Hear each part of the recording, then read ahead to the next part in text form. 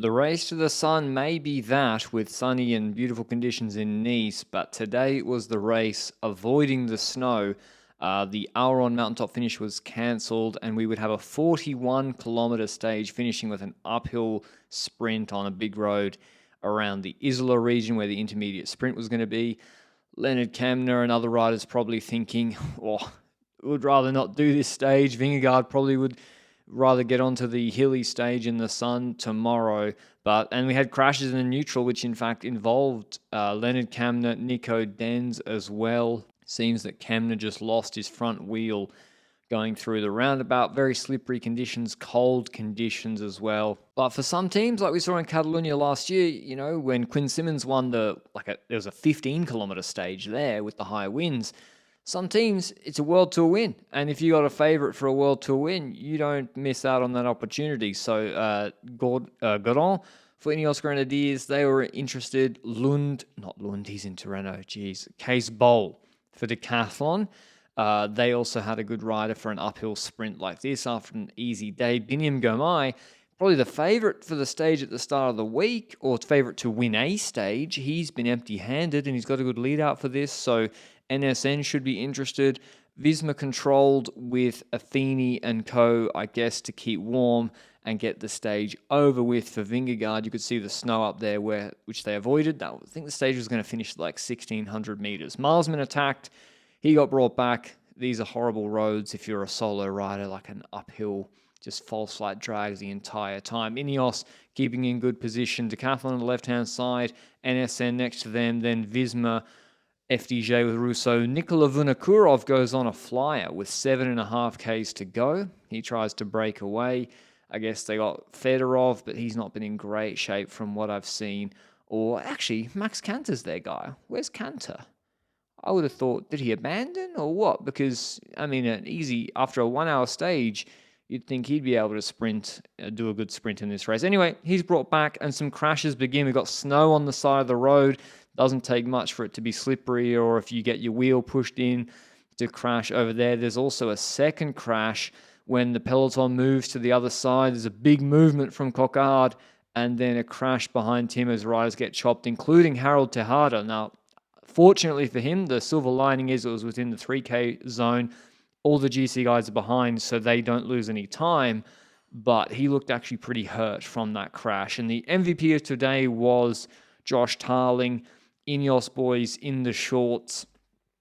He does a magnificent lead out. I think this is the perfect sort of lead out situation for Tarling, where it's slightly uphill, so you do need a lot of power. It's not easy to get swamped from behind, and there are no lead outs behind. I mean, where are the trains competing?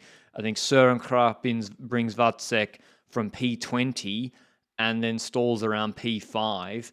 So no one can compete with Tarling here. He's got Watson in the pocket, Godon just behind him. They've all got different coloured helmets, just about. But yeah, perfect lead out for Tarling. I've not seen him do a sprint lead out this good before, I don't think. And good to see his progression.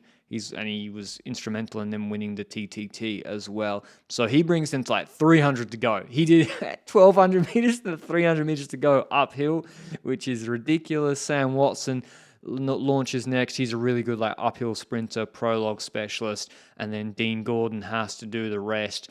He had the perfect sit. Boll in the wheel, Lamperti in the wheel, Binny.